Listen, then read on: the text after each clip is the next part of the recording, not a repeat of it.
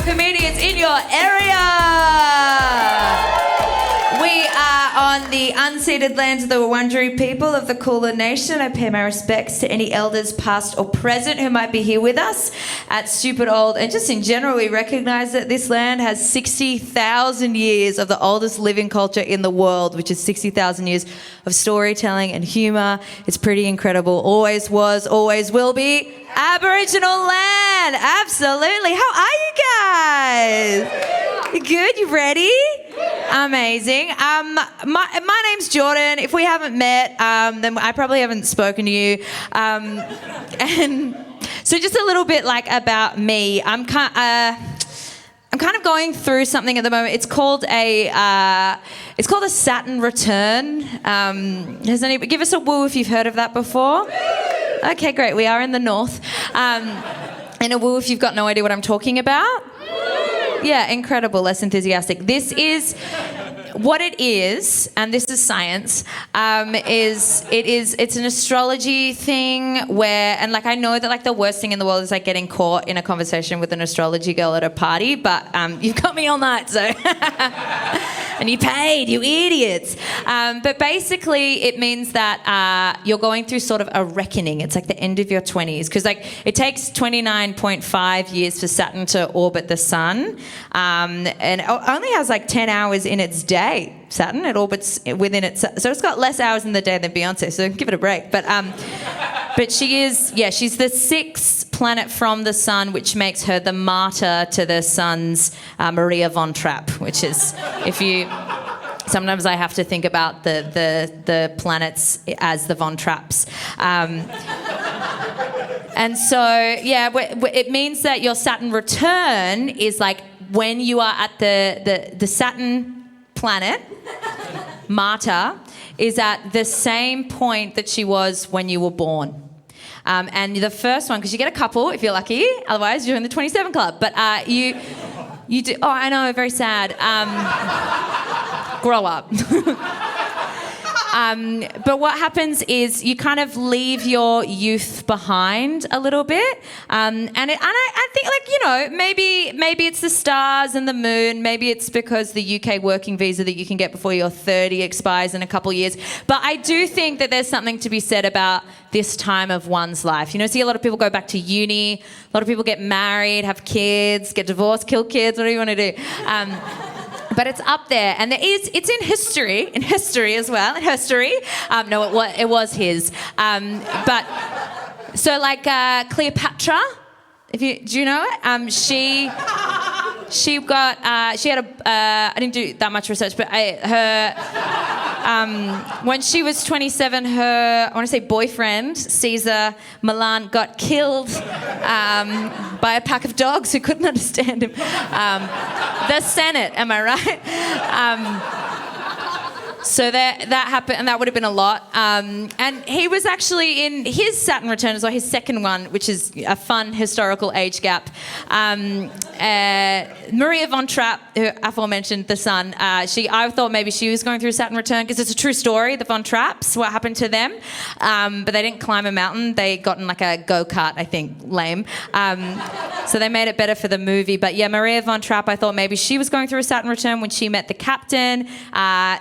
She was not 27. She was a generous 22 to the captain's 49, and he was kind of her employer, and it was wartime, and it was her way to escape the Nazis, I guess.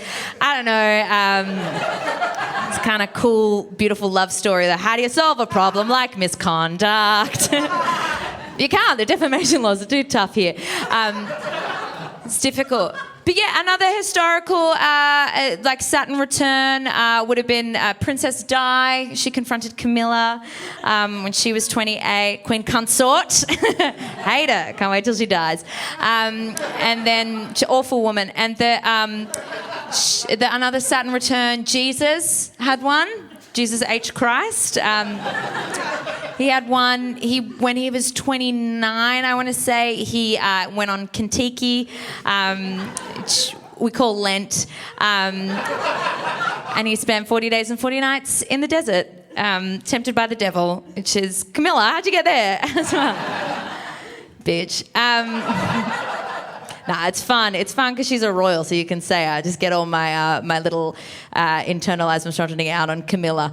But she, I think the other thing that is interesting that I notice is that it's not always just like confined to people as well. Buildings go through it too.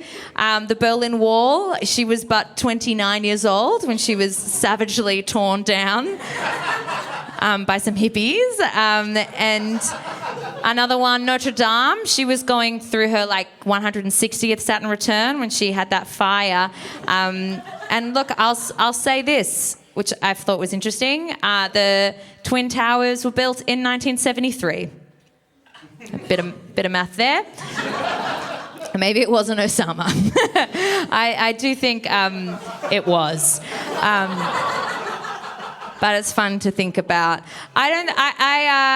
Nothing. I thought something cool would happen to me in my Saturn return. We did bounce off 9/11 with that, but I did think that something interesting and cool. I thought I was going to finally confront Camilla or something like that. But I just got an eye infection, and I've been going to the doctors a lot. I don't really love going to the doctors. I feel like they just neg you all the time, and they're always obsessed with your ears. Like as soon as I get in there, they just want to check my ear straight away, no matter what it is. And they're like, it's the same thing every time. They're always like, oh, a lot of wax. They're barely in there, barely touching it. They're like, oh, a lot of wax. Not a bad thing, not a bad thing.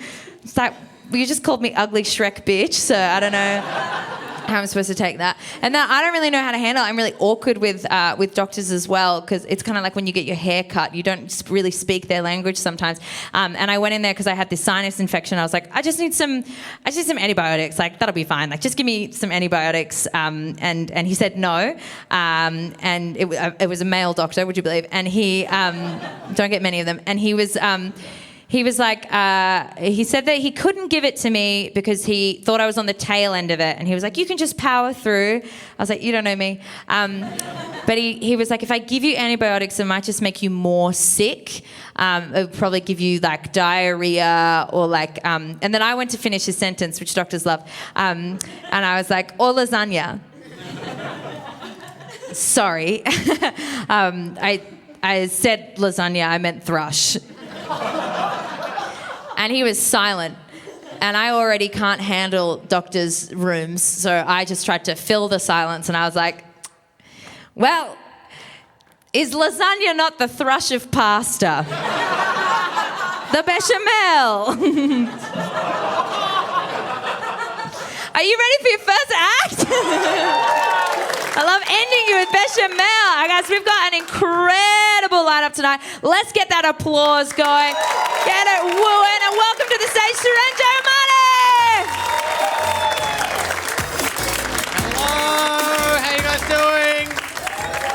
Excellent, very good to be here. All of my jokes are in that folder right there. I've been using the screen all day. I haven't been able to read them, so it's good. Who knows what'll happen? Probably this. No, it's good. It's very good to be here. I just moved back to Melbourne. Thank you. Yes, I spent 10 years in Sydney. From Melbourne originally, went up to Sydney 10 years ago, and I did the very Melbourne thing that I thought I had to do. I thought it was my duty. I went up there and I told them about all of the things that makes Melbourne better than Sydney. That was my mission there, and I spent 10 years doing that, and then last year they built a tram and I had to move back. That's it. I don't know why we hate that place. It's pretty good. It's actually better. Anyway, it is. It's like it's really nice. And now they've got a tram, and it's great. I love it there. I live in Coburg now. Moved to Coburg. Bought a house in Coburg. Thank you. Yes, bought a house there, and only 3 old people needed to die to make it happen. My grandma, my girlfriend's grandma, and then the lady whose house that we bought. I like to think of it as a nan for me, a nan for her, and a nan for the country. That's how. Thank you, Peter Costello. It was his mum. His mum died, and she lived in Coburg. Do you know that? I don't know if that's true. The research is in there. No, but We live in Coburg, play a game in Coburg. Don't know if you've ever played this game. I'm not sure why I'm standing like this, by the way. I don't know. Have you seen comedy done hands-free before? Pretty good.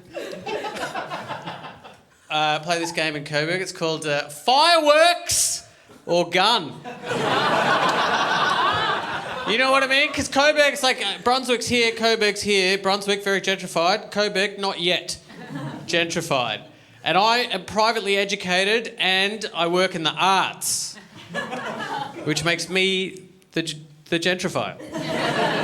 But also I'm brown, so no one suspects it. It's really good. Like my girlfriend's white, so we've decided I'll be the neighbour-facing one. Like I'll meet all the neighbours and I'll do all of the front-facing stuff, so they don't suspect anything.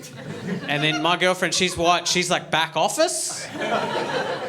She's just back there looking after all the oat milk, you know? And it's good. But we play this game in Coburg called Fireworks or Gun. And if you've never played it before, what it is, Fireworks or Gun, is you'll hear a loud bang and then you run outside and you look up in the sky and if you see fireworks, you're like, oh, and you take your gun back inside. That's how you play that. We lived in Sydney for a long time. Very fun city. Moved back. I'm really happy being in Melbourne, and this is literally a bit where I wish I knew what was in that folder. My girlfriend and I, we've been together for 10 years, right? And when we first got together as a POC, right? Pretty ordinary comedian. I used to come on. That's probably the best joke I'll ever write. As a POC, as a brown man dating a white girl, I thought I would talk a lot about it on stage because it was not that common, I think, back then, 10 years ago, to see a brown guy dating a white girl. Now it's changed, very common. You see it quite a lot. And yeah, I think that is because my comedy changed the world. Well, you see it a lot now, and that's why I don't talk about it too much anymore, because it doesn't feel as relevant. You see brown guys dating white girls everywhere, I think. You see white guys dating brown girls. Yeah. I think that's... Yeah, I mean, I think it should stop, but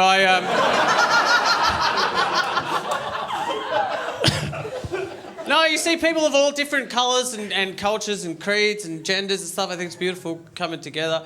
I will say this, there's a lot less prejudice now than there was 10 years ago. I think that's a beautiful thing. Still there, but it's different. You know? Like it used to be, I would describe it now as very transport-based. Like if I'm walking down the street with my girlfriend and then 10 years ago, people would see us, they'd make comments or they'd like... I don't know, call names and stuff like that. Now it doesn't happen. Walking down the street, no one will even notice us. But if we're in a car, people are always like, why is that Uber driver getting a blowjob? Yes, my girlfriend is an Uber driver.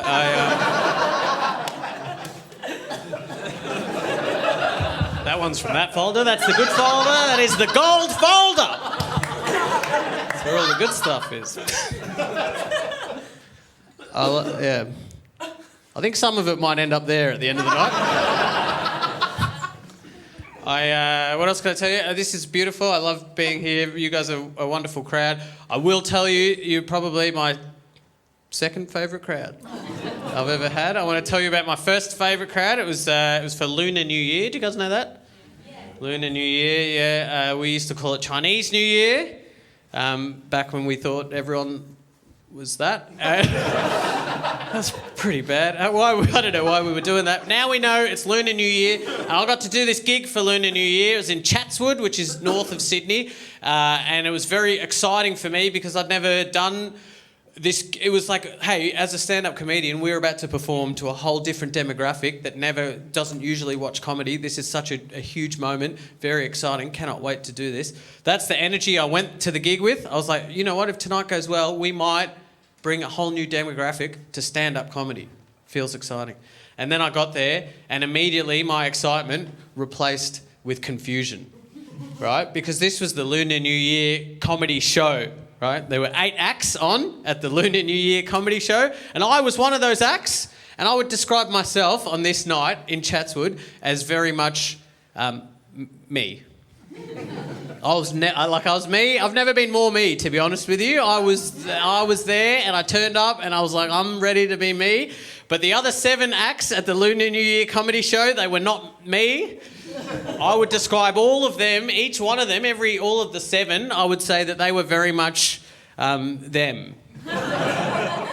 If that makes sense to you. I was me. I've never been more me. Like I was there, ready to be me. Every single one of the other 7 of them, all of them, to a T, they were all...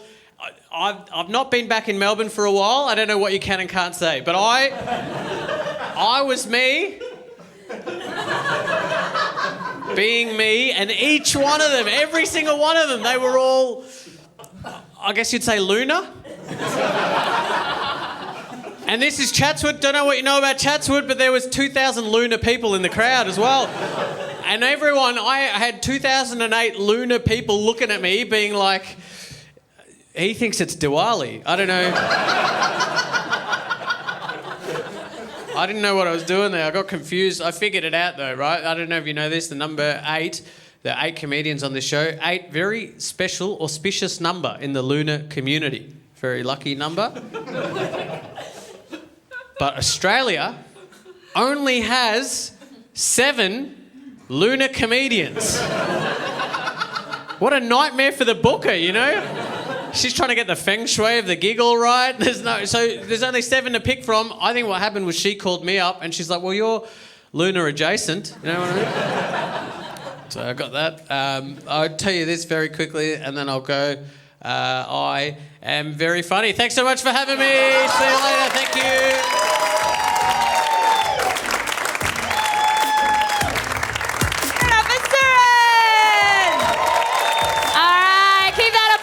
Please welcome to the stage, Arbuthnott!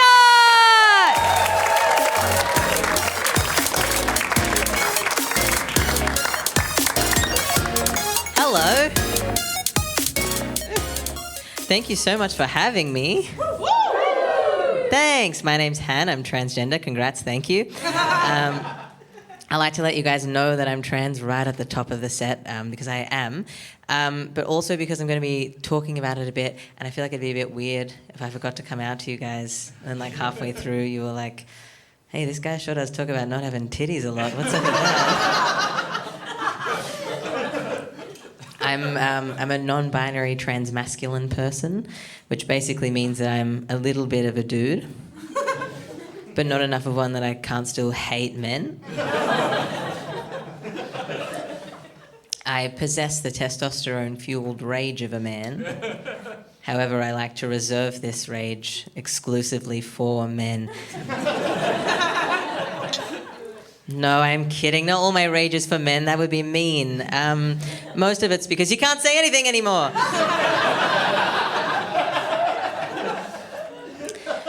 That's also not true. You can actually say so many things. And I love when people say you can't say anything anymore because I feel like, and I'm being quite literal about this, but if you truly think that you can't say anything anymore without getting in trouble, then what's just coming out of your mouth just all the time? Like, hey, oh my God, so good to see you, how are you? Actually, my pronouns are big and dong, so can't say anything anymore. It took a while for like the penny to drop with a gender thing for me. I wouldn't really call it a penny drop. It was more like someone was kind of like standing over me with a penny on a string and just kind of like lowering it for a while.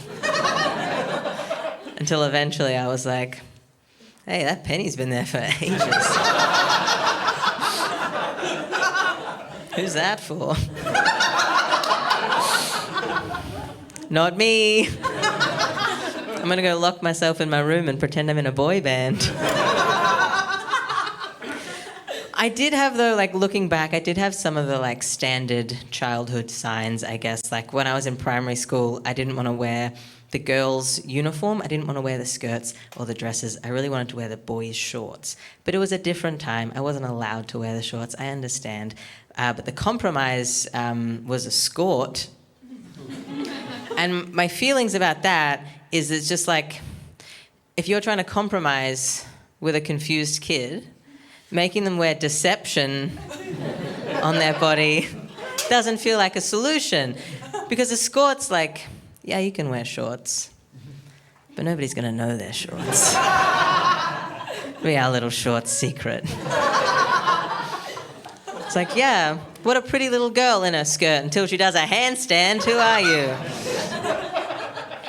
The more I say that out loud, though, and the more I think about it, I think that, like, maybe I actually do kind of side with the skort. Maybe I'm kind of digging the skort because, like, you don't get to know who I am. I'll wear two genders at the same time. Become a new third one. Watch me. You want me to be a girl? Put me in the girl thing with the boy thing underneath. See if that helps. Most non-binary piece of clothing you ever saw. Make them play golf in it. That'll clear it up.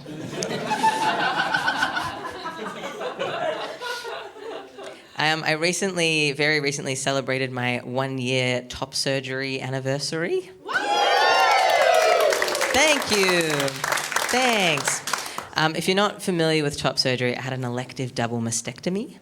And mastectomy, oh my, am I out of cash?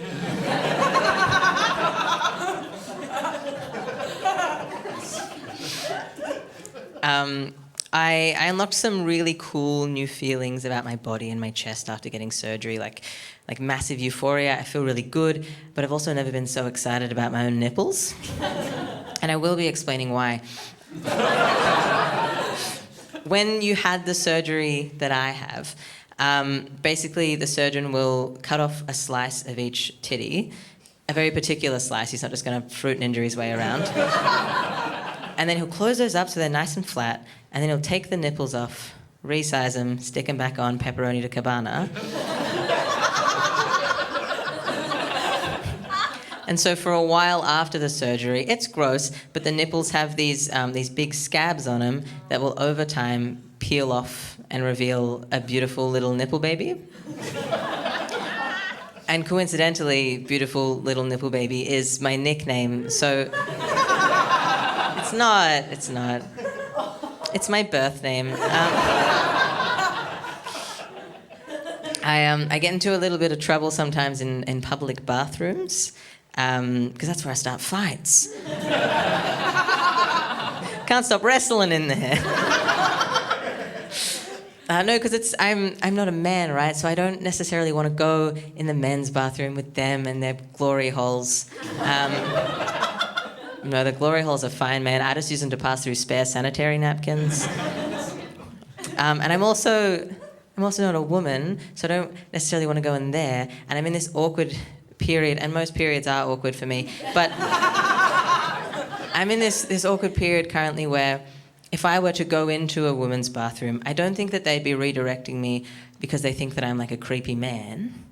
I think, though, that they would be quite concerned that I'm a lost little boy. Because the way they redirect me, they're always like, hey, buddy, wrong bathroom. And I don't know how to respond to that with anything other than like, oh, no, it's fine, I'm allowed. As my mum's coming in. She's here now. She's going to watch me poo. She said if I do a really good one, I get to go to Build-A-Bear later.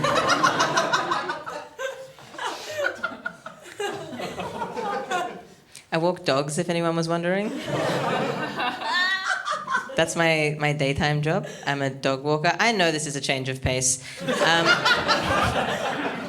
But we're here. I find that there's a big difference in workplace gossip when you work with people versus when you work with animals. When you work with people, which I don't, so I'm guessing, but when you work with people, it's like, oh, Stacey, yeah, I heard she's really rude to customers. Don't like her, not one bit. But when you work with dogs, it's like, oh, Max, yeah, I heard he shits in cars. We should get him fired. I've also found that my personality as a dog walker has started to kind of like infiltrate my everyday personality. And I've started saying some weird stuff to strangers. I was recently at a cafe, my favourite cafe in the whole wide world. It's in South Yarra, I've never travelled. And there's this lovely barista there who I really enjoy talking to. And I went in once and I ordered a croissant. And she said, "My name's Amy, by the way." The barista, not the croissant. However, imagine. She said, "My name's Amy." And what I could have done is I could have said, "Oh, my sister's name is Amy," because it is. Or I could have given my own name in response. But instead what happened was she said, "My name's Amy, by the way." And I said, "Oh, I met a dog called Amy the other day. How weird's that?" And then I left. With my croissant, who, by the way, you know how like 5 seconds ago I made it explicitly clear that Amy was the barista and not the croissant? Because if I told you that I commissioned an artist to draw a picture storybook of my love story with Amy the croissant, would you say, yes, I would like to see that? Yeah. That's a relief because I did do that. I'm going to show you.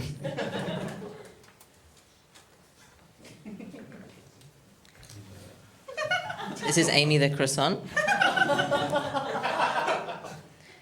Art by Callan Adelaide, who is a real artist, but used to be my housemate. But the illusion is that I have money. So I went to this cafe, I ordered a croissant, and she said, "It's actually pronounced croissant." And then what happened was Amy the croissant and I fell in love. I don't know why I haven't got a nose on this one, but... And then, as I've told you, I'm transgender, so we fell in love, and I had to come out to her. And I said, "I'm transgender," and she said, "I'm okay with this."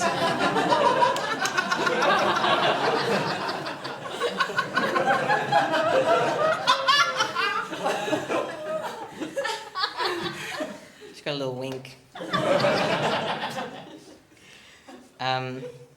And then we continued to fall in love, and we actually got married, but I don't have the wedding photos. And then we actually had beautiful human croissant hybrid babies. Would you like to see them? Yeah. I don't know if you've been listening, but I'm transgender. You think I can just get her pregnant? We just bought more croissants. Our children are just too many croissants.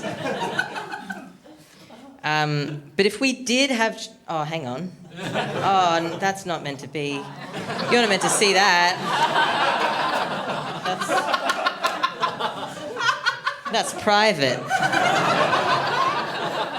I've never seen that in my life. Don't look at it. Stop. Oh, no, don't. Don't look at that. All right. But if we did have children, they would look like this.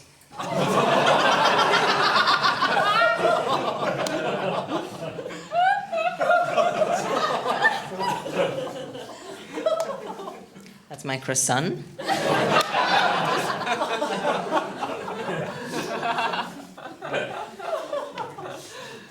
And this is my daughter.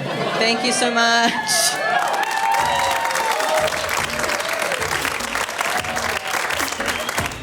How good. All right, we got another act. I can't believe she's here. We are so lucky to have her. Please start the applause and welcome to the stage, Slug Girl!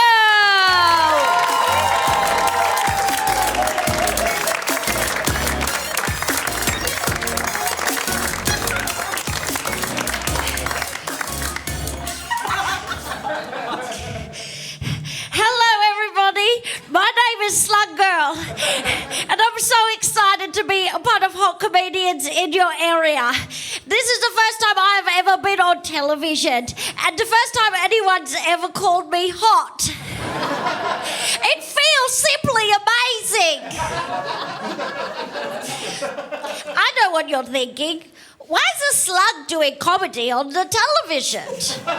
To which I say, come on, guys. James Corden is trying his best.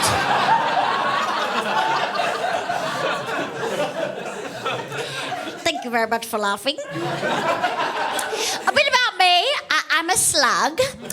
I love strawberries and cabbage and Tony Robbins. And I recently graduated from comedy school, and tonight I will be performing my Type 5. Okay, good joke, baby. I hope there's a talent scout watching because I feel like I'm really going to rock it. I used to want to be a movie star, but I had to become a comedian on account of my looks. Don't worry, it's going well. I'm on the television. And now I will tell a joke using the comics formula. Tragedy plus time equals comedy. I am an orphan. Yes, I thought you'd like that. Because it was really, really sad. And it happened 7 slug years ago. I watched my whole family die in a massacre at the hands of the evil Mrs. Derbyshire. We was just in the garden eating some cabbage, and out she came with the salt. She poured it all over them, and they shriveled and they screamed, and... Oh, there's nothing on the bottom. That's just tears there.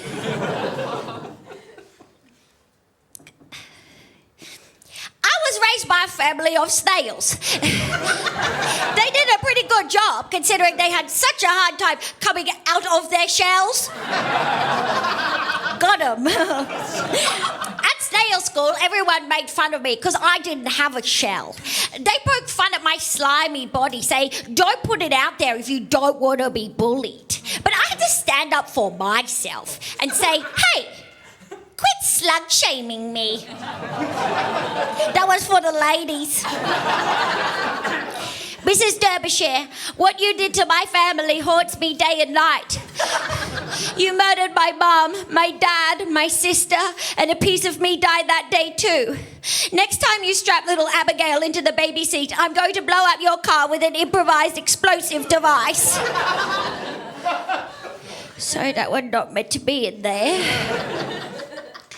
Once I gobbled an entire bush of strawberries in only 1 hour. And when the gardener yelled at me, Slug girl, why did you do this? I said, hey, I didn't choose the slug life. The slug life chose me. Okay, now I am going to show you another one of my comedy skills, which is crowd work. Don't be alarmed, I'm very good. Hello, I really like your pants and the way you rolled it up like Melbourne style. What do you do for a living? I work in hospitals. You work in hospitals? A frontline worker? A round of applause. Wait. Did you do it in COVID? No, unfortunately. Oh, hold the applause. Trying to get in on a little bit of glory from the pandemic. That's okay. It's still helpful. And do you like working in the hospital? I do. Hey, maybe we should swap places because I hear laughter's the best medicine. Okay. Crowd work, tick. I snailed it. Okay. Thank you for making me feel so safe with your laughter. Now I will show you another skill I have, where I make up a joke based on a one-word suggestion from the audience. Does anyone have a word I can make a joke about? A single word? Any word will do. Let me hear you say a word. Pine cone. Pine cone. Okay. Went on a tropical island, and I said, oh, I'd love to have the cocktail, and they brought it out, and I was like, I can't drink this is so prickly, and they said, you ordered it in the pine cone, and I said, oh, classic pineapple pine cone mix-up.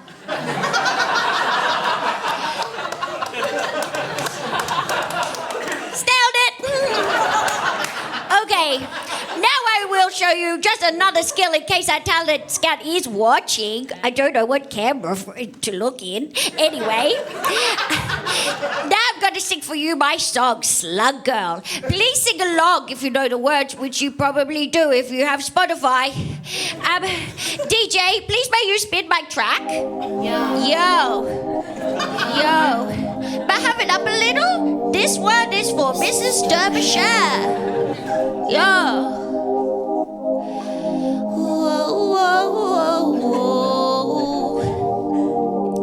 Sometimes I get lonely, thinking about what could have been if I had my family beside me. Mrs. Derbyshire, you took them away. You made me all alone. You made me dismay. So I have to say, Mrs. Derbyshire, you're gonna fucking pay. What you did to my family haunts me day and night. You murdered my mom, my dad, my sister, and a piece of me died that day too. And you know what they say about revenge? It's a dish best served cold. I got ice running through my veins. I got a taste for revenge and I'm going insane. I'm gonna get your fucking kids and I'm gonna light them on fire. Mrs. Derbyshire, I'm not a liar. And I'm gonna film them when they're on fire. Then I'm gonna sell it to a pedophile on the dark web. Oh, but I'm not done. This little slug's just having some fun. And now that your kids are dead, I'm gonna fuck you up in the head. Mentally, I mean. I'm gonna gaslight you, you see. And once you think you lost your mind, you'll turn around and I'm behind you with a baseball bat. And I call it my slugger. And I slug you to the face. And slug you to the ground. And keep slugging. And then there's a bag of blood and birds all over the floor. And then I'm gonna slide up on top of your body. I looked to the heavens and shed a single tear. Not for you, but for my family and the slug life you made me live. That's my song, Slug Girl.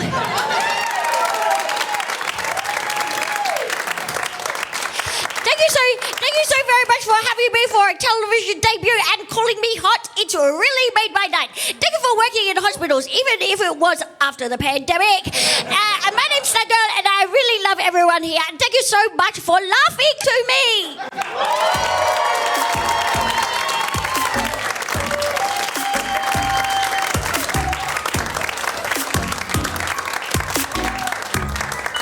Slug Girl! Now it's me, caterpillar bitch. It's me again. I'm going to talk to you a little bit more now. Sound good? Yeah. Thank God. I was talking about doctors a little bit earlier, and like I was thinking about doctors a lot in Pride. That's the worst segue I've ever done in my life. But I'm going to keep going with it. You know who's a bad person in Pride? Is J.K. Rowling. Yeah, that was it. J.K. Joanne Clucks Rowling, more like, a real Jim's mowing of fantasy novels, you know? Just when you think she's going to stop, she comes out with Fantastic Beasts and how to marginalise them. I don't like her. She seems like a bitch. But I just don't get it as well. Like, I mean, like, it's not a surprise if you're across, like, the JK thing. Like, she's been kind of sneaky, suggesting that she's quite transphobic and just awful for a while. But it kind of, she kind of came out. She came out. I'm crazy. We don't claim her. But she kind of, it was exposed a little bit later for her true beliefs. But I don't think she was ever a hero. I think the clues were there all along. Do you know, like, do you remember when she made Dumbledore gay? Yeah, and it was like after the fact, and it was like, great, thank you. An elderly man who's obsessed with a 12-year-old boy. You're really squashing some stereotypes there. Thanks, JK. And then she gave him a curse that gave him a limp wrist. And then he died. With a limp wrist. But it was even before that, when the internet was like first invented, like before it became a Nazi, and it was just this really nice place for people to come together on forums and stuff like that. And like something that really popped off was fan fiction, and that time was also around the time that Harry Potter was really kicking off as well, and people were writing fan fictions about Harry Potter. And one of the stories that was really popular was about two male characters in the Harry Potter series, Professor Lupin and Sirius Black. Are we across it?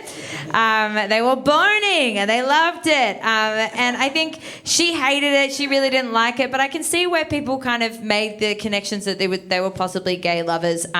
Like the Lupin, the werewolf thing. It was written in the 90s. People thought it was maybe an analogy for the AIDS epidemic. Also, he was obsessed with the moon, which is pretty fucking gay.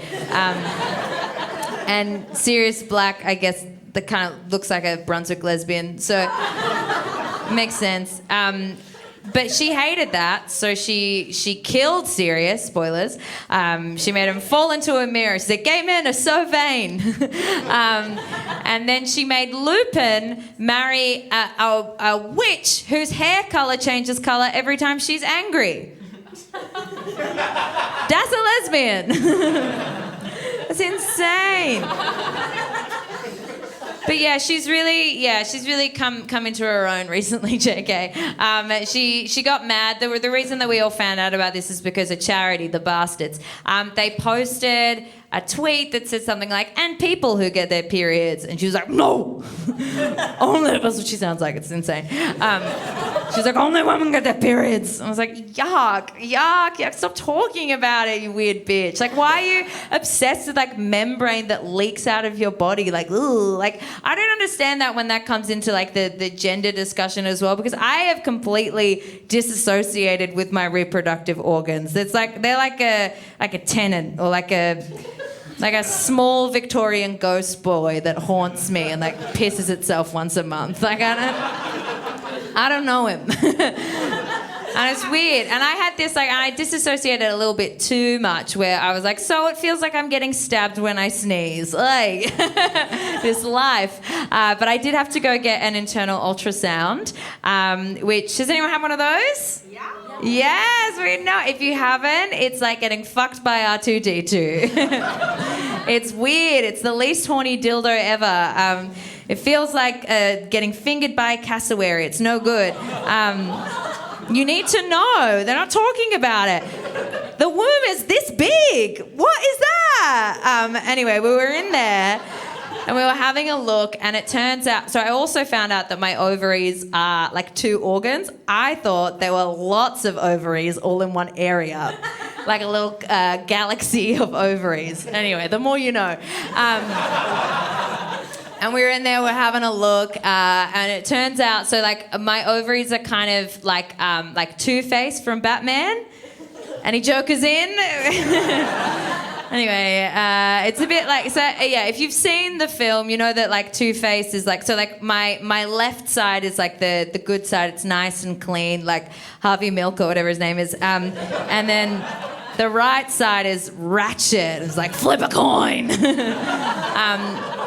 And it's covered in all these bumps. And I was like, oh my, look at all those eggs, fertile queen. And the district manager of my uterus, it was next to me. She was jabbing around and she was like, those are cysts, you will struggle to have children. And I was like, okay, all right. And so we're back to me being awkward in medical scenarios, and I try to lift the mood like it's my job. And I was like, struggle to have kids? They're going to struggle to have me. I'm a difficult woman. She's like, how would you like to proceed? I was like, get rid of it. Kind of. But that's like, I don't get it. Like it's such a like internal like mechanism situation that's going on in there. There was a blood moon in last November. I had my period for a month. Riddle me that. What do you believe in? The economy? Grow up. Print more money. Take my uterus. Unsex me here. I don't get it when people like JK are like, no, like my identity as a woman is linked in my leaky membrane. Yuck, like disgusting. Like, and also must be nice, JK. Like my identity as a woman is solely linked in the fact that I hate my body, and I don't know how many exclamation points to put in an email so I don't sound like a bitch. I'd love to live in Scotland, where I imagine you live. I don't know much about it. Are you ready for your second last act for tonight? Please welcome to the stage is Alasdair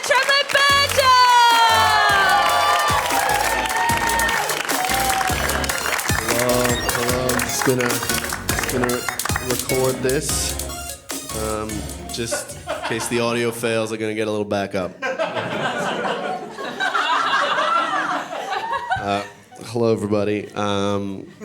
I have a friend, and English is their second language, and he's got some quirks in how he talks. Like, for example, he uses the word seldom a lot, right? Which I love, because for me, that's a word that I use very rarely.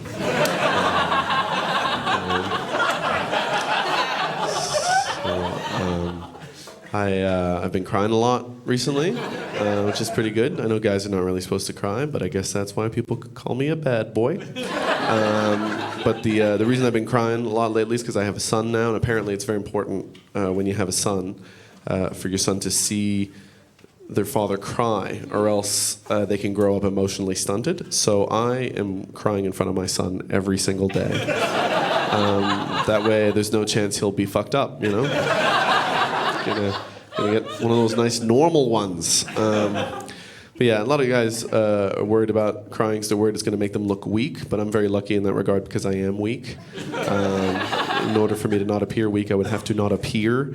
But you know, guys will still give you a hard time. They'll say, well, if you're weak, how are you going to defend your wife's honor? But again, I'm very lucky in that regard because I married a woman with no honor, you see. So you just need to plan ahead for these things. I don't know why you guys are marrying people with honor. It seems like a lot of work. All right.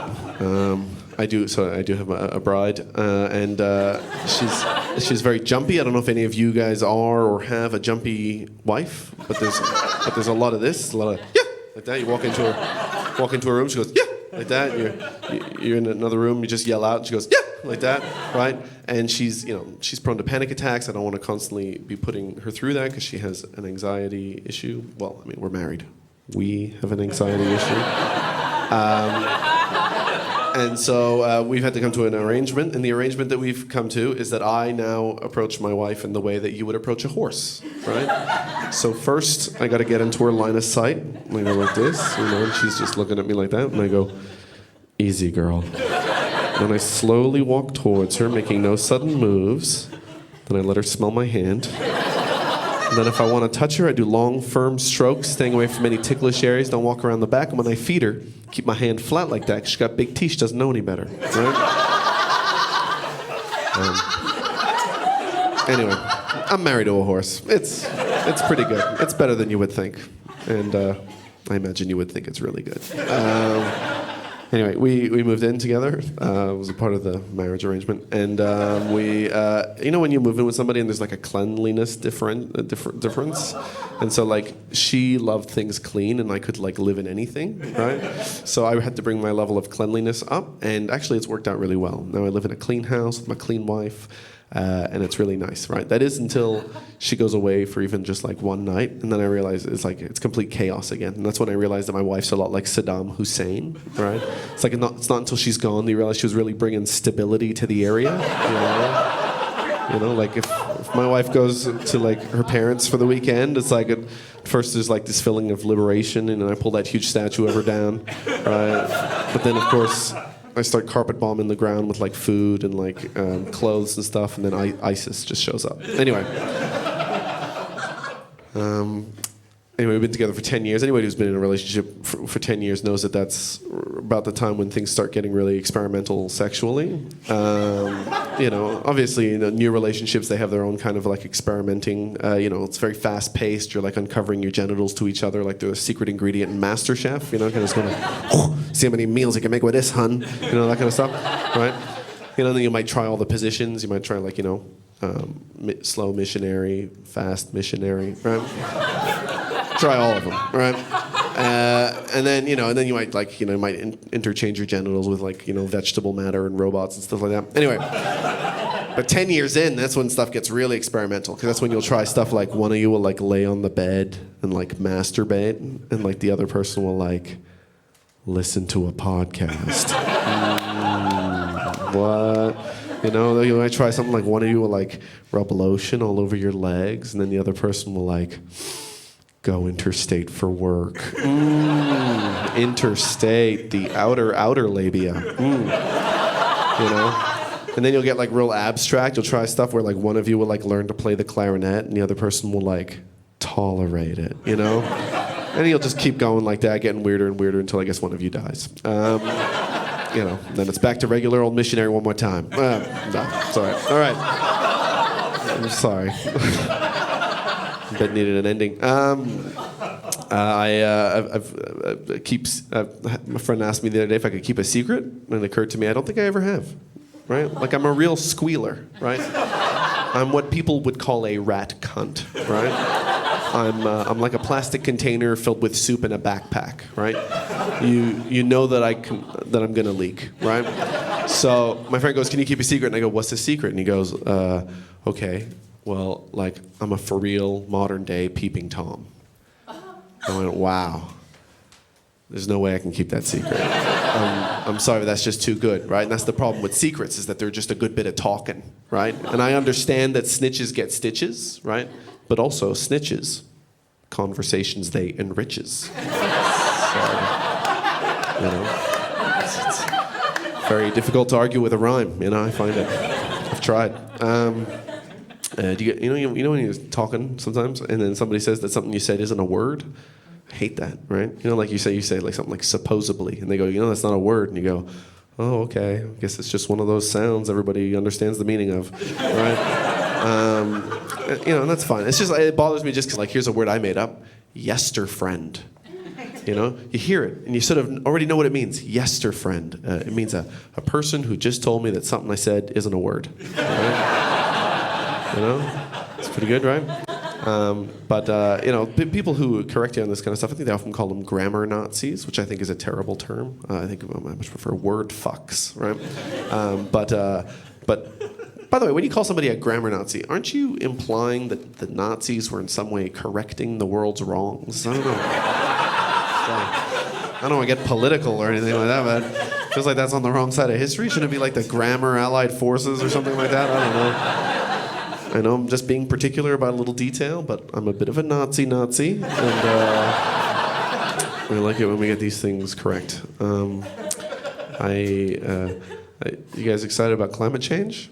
I think I'm getting a good feeling. I think we're going to beat this thing. Yeah. I'm glad Scott Morrison's gone, because I don't think he was going to be the guy to get us there. Who would have thought that a guy who allegedly shat himself in a McDonald's would be slow to respond in an impending emergency? Right? Look, I think the important thing with climate change is that we just don't give each other bad environmental advice, right? I think some people are giving each other bad environmental advice, like saying not to have kids for environmental reasons. I think that's terrible advice, right? Because, the climate apocalypse is coming, and I worry about these people who don't have kids, because when it arrives, what are they going to eat? Some of us are putting in the work now. Don't come over a hot summer and trying to get my meat. That's why I send my kids to a Steiner school, because I know at least they're grass-fed. So you get those extra little vitamins. And we're lucky because we live in the West. We got those plumper kids. But obviously, in an ideal world, I would love to not have to eat my kid. In an ideal world, I could raise my kid to their 16, 18, and where they can take care of themselves, right? And then we can eat their kid. That would be ideal. Anyway, I think we can eat our way out of this. Is what I'm saying. I've become a real truth guy recently. I think I really care about the truth now. The other day, a girl I was talking to said that her friend had called her a doofus behind her back. She just found this out, and I said, "Whoa, somebody called you a doofus to your face?" And she said, "No, behind my back." I went, "Like they were behind you?" And she goes, "Yeah." I go, "That's in front of your back." Right? That's behind your front. You see, and I hate to tell you this behind your back like this, but you might be a doofus, right? And she goes, well, I didn't ask for your input. I go, well, that's good because you didn't get my input, you got my output. I mean, you don't want my input because my input is what your output is. I mean, you know. So, you know, people will find it annoying if you talk like this, but they will be really impressed by your linguistic accuracy. Thank you very much. I hope you have a really good life.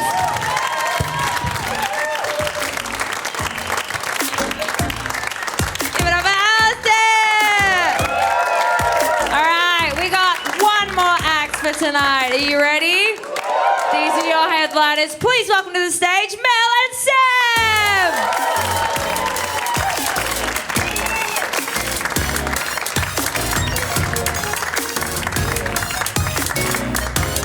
Hello everyone. I'll just move this stand over here. We need all the room to dance. Hello everyone. We're Mel and Sam, and we are we're bringing everyone's favourite genre to the stage. Bit of musical comedy. Yeah. Coolest genre that there is. Coolest, absolutely. Mel.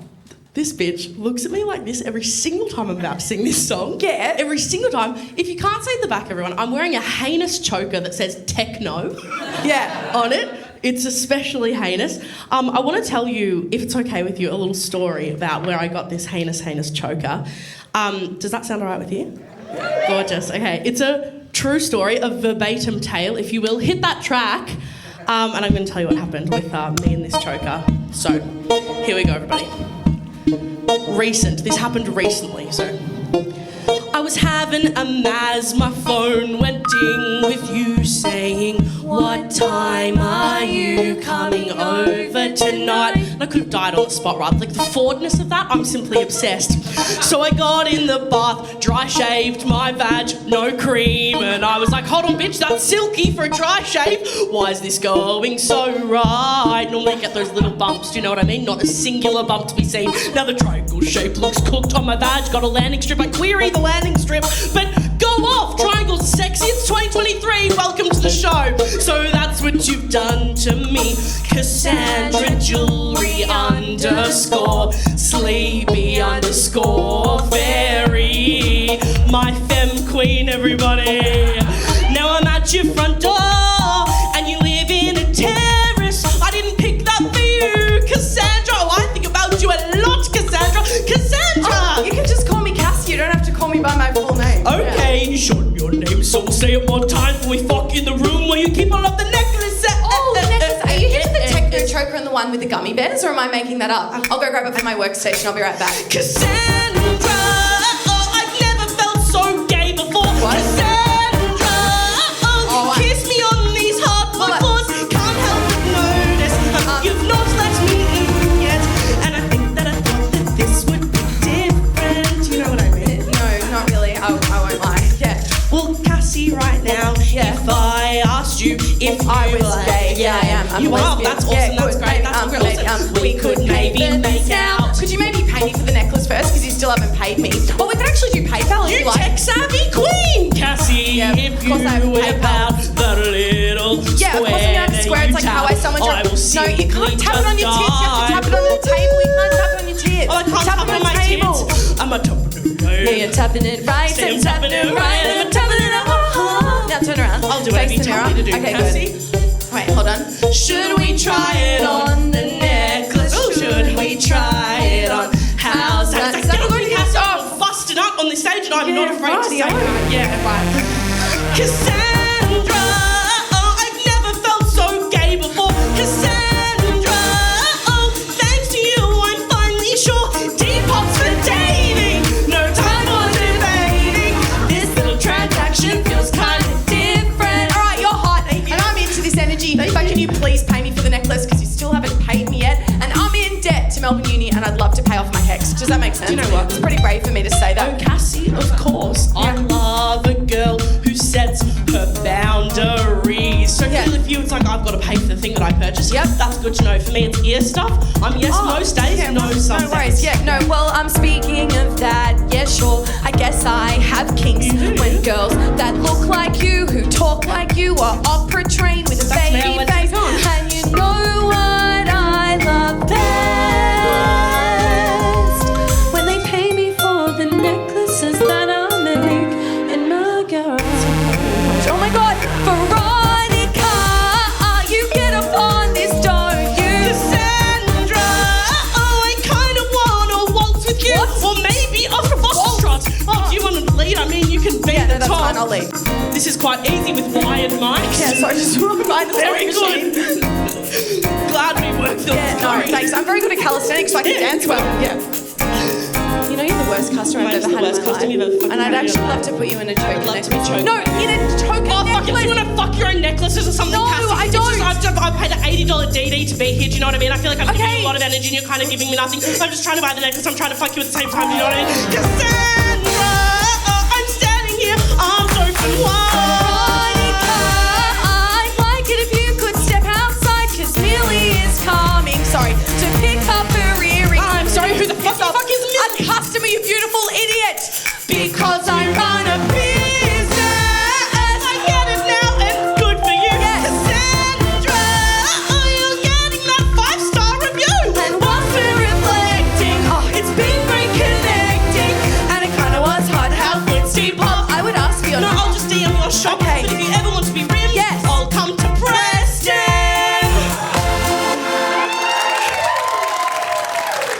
Cassandra, indeed. Cassandra, I can't believe that's a true story. verbatim. too. Verbatim. Anyone else have been rimmed in Preston? Feels like relatable content for Channel 31. Yeah, good. Oh, yeah. Chuck that down on stage. Love that. Right. Not the costumes. These are two theatre bitches that have never been told no in their life. And this is what happens when we get to make art together. Now, Mel, Sammy, these two characters these little almost need no introduction. these little rugrats. Look, they're misunderstood, everybody. They deserve a ballad. Yeah. That feels correct. Yeah. We think you'll recognise them straight away. They're good friends of ours, good friends of yours. Yep. Hit that track and we'll get cracking. Can we get that track The turned next up a bit, train please? to depart from platform 1 will be the 3:35 Flinders Street, stopping all stations to Flinders Street, departing in 6 minutes. The sun beams through the window and illuminates the graffiti that says cops are pigs. Yeah. And I have to agree. I do agree with that one. I don't have a Steve. choice. No, I No, do. I do Yeah, have to agree. absolutely. Yeah, Yeah. no. Yeah, because I'm not a cop. No, sorry, not me. Nah. But I understand authority. Yeah. Beautiful soprano from you tonight on Channel 31. Very good. The hum Of the morning rush and the smell of coffee concealed by those fiddly disposable cups. A woman's alarm is beeping, but she hasn't heard it. Can you turn it off? 'Cause you're distracting my passengers. It's Harmony and Thirds, welcome to the show. It's work, it's play, I'm here each day to meet you. Yeah. I'll stroll on down to Carriage One to greet you. Hello there. We may connect from train to train, but I'm just here to connect with your brain, yeah? And so I say, can I see your, can I see your Markies and concessions. Thank you so much. Guys, we've got a lot of carriages to get through, so you can get them out. Waking up for your nap. Thank you. I just need your markie out to tap it. Thank you very much. This is the song for all Mikey officers who give and give and give and get shit all. Yeah. This is the song for all Mikey officers who pass for your card and get shat on. Shame. This is the song for all those people who take their lunches in a Ziploc bag and it's see-through, just like your eyes. When I smile at you and I say, g'day. Bonjour, we could be friends. You have no idea. Personally, I think I am delightful. I think we're both a barrel of laughs, mate. I think we're great blokes, yeah. But to you, I'm just a flaw you try to swat from your face. And I just want to know. Yeah. One question for you. Yeah, you ready? What's your Myers-Briggs? Come on!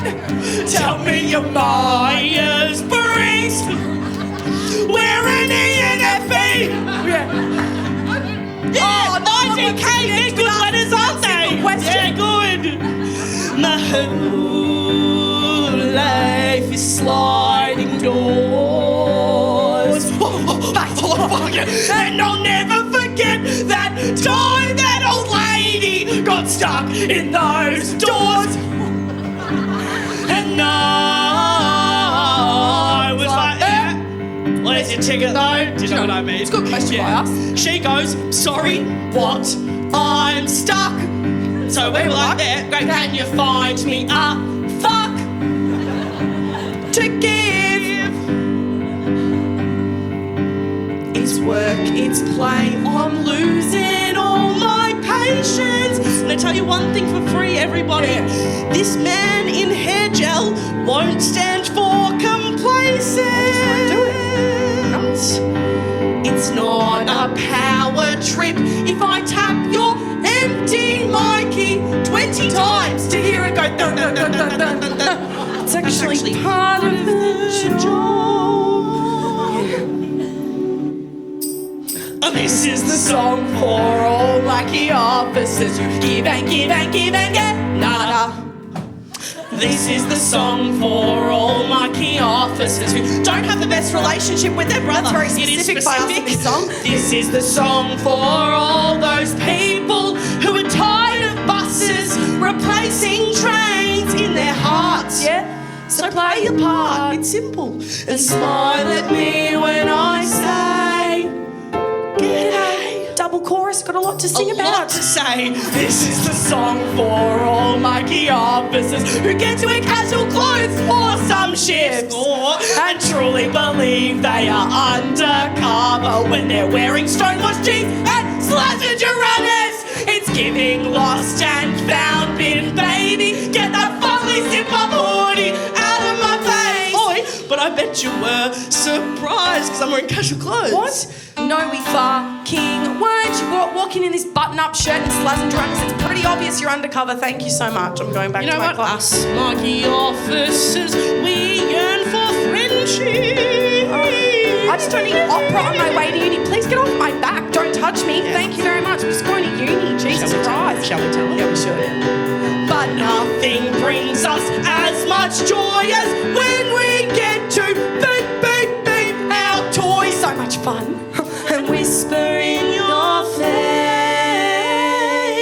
Whoa, can I see? Hello, waking up. Nap time's over on this train. Thank you. Can I see your... Not a muscle moved. Yeah, good. Not one word. No, from keep one us humble on passenger. Channel 31. I think that's good. Yeah. That's good.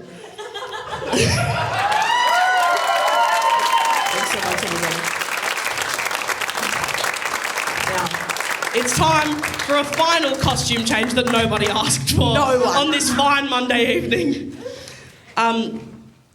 You ready to go? I think we should, as soon as the caps are on, I think we should be the new character. Yeah, right. Yeah. Theatre bitches. Unfortunately, No closing the one show. asked for it. No one did. You good to go, brother? Yeah. This is so sick though. Yeah, I'm sorry, Jazz, to be here. Hey. I reckon there's fully so many bisexuals in this council now. That's so true. Yeah. My girlfriend's a bisexual, actually. Yeah, no, yeah, same she to told me last yeah, night. same. Yeah. Hey, look, everybody, some introductions in order, I reckon. Hey. Yeah, for sure. So, look, my name's Lockie. This is my mate Zachy. I'm Zach. What's up? Look, we're from a band called The Noisy Crumpet. That's our name. You can find us on all streaming services. I'm not going to lie to you, yeah, we're used to performing gigs at the Gasso, but hey, we're not about to complain about the acoustics in this studio. Yeah, so cool. Channel 31 rocks and whatever. Look, this next track that we wrote, it's about us and our girlfriends, but like not in a poly way, because we're just separate. Maybe we'd be a polycule one time, but not sure. But anyway, it's just about us and our girlfriends. Anyway, you can hear the track on the sound desk. Here we go. Here we go. All right. You're a phoenix, baby, with that stick and poke It's a kookaburra. in your dungarees. Never thought that I would meet ya, Taylor. Think about your girlfriend. Willow. Because you're both in relationships. Yeah. Right. Normally this feels so right. Shoplifting from Woolies on a Tuesday night. My trust funds full, so where's the trust here, Taylor? Yep, your girlfriend. Willow. Yeah, good one. And you say you saw me vaping with another chick at Thornbury Picture House. Well, that's a crock of shit. 'Cause I am not a fuckboy, Taylor. No. I fucking love my mum, so it's literally impossible. You should use your brain for once, Taylor. 'Cause you're a smart girl, and I would never guess like you. Here we go, verse 2. Yeah, right, let's go, bro. Yeah, you've never looked better than at BLM. I said, hey, let's pop in a sushi and have a quickie while we're here, and you said, off, Lockie. well, I took a cab instead.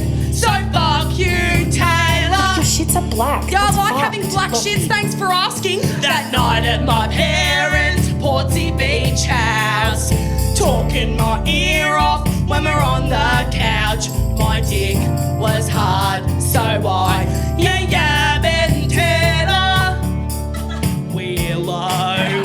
And I didn't even say tonight that you looked fat. I'm just self-regulating because my side taught me that. And she also says that maybe I like I miss you and that. But what the fuck would she know? She went to Deacon 2, 3, 4. I am not a fuckboy, Taylor. Come on. I let you peg me once, so it's literally impossible. You didn't tell your friends though, Taylor. Some rumours would be nice, and I want my tiny beanie back. Okay, Zach, I didn't come here to talk about beanies. How do you explain what happened last night? I was rolling a dart, my fingers were busy. They were not inside Isabel, okay, they were inside Izzy. That's her real name, so please don't dare name Izzy. She is a cis woman. Whatever, Taylor! I talk to the homeless, so where's my badge? I don't eat meat, nah, but I do eat veg. Prefer a natural life. Stop fist pumping when you go down on me, Lockie. It's weird. No one else does And that. don't look at me in this skirt, I am shy as fuck. If you ask me what my pronouns are, you shit out of luck. 'Cause we are all just humans here, Taylor. Except for the fatties and the lesbos and those hairless cats. Stop underestimating us, Taylor. 'Cause you're a smart girl and I will never get like you. Here we go! You should come try acid, like in a safe environment. Do Bikram yoga with me and my dad. It's good for your alignment. We can do a fun run. There's one we like to do for boob cancer. Now the track goes through Eddie Gardens, and I'll explain what a breast is because I understand better. I went to Peru, slept in a swag. We single-handedly freed the flag. douche with Aesop? Love doing lines. But maybe when I do, You're the first thing on my mind. Yeah.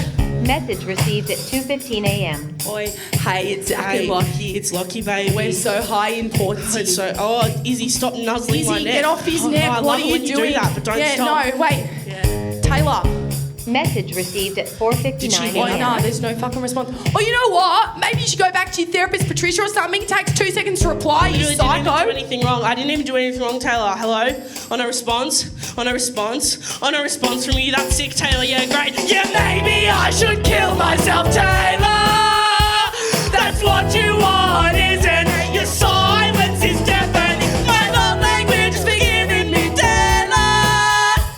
But you're a smart girl, so open up your eyes and see that I am just a boy who one time think it is easy. It's not a big deal.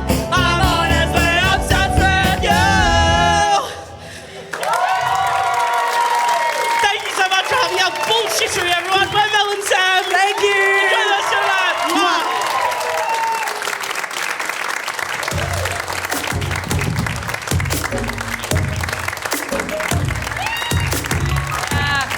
We did it! Thank you so much for coming for the first hot stand-up comedians in your area. Please give it up for all the acts you've seen this evening. We'll bring them back on stage.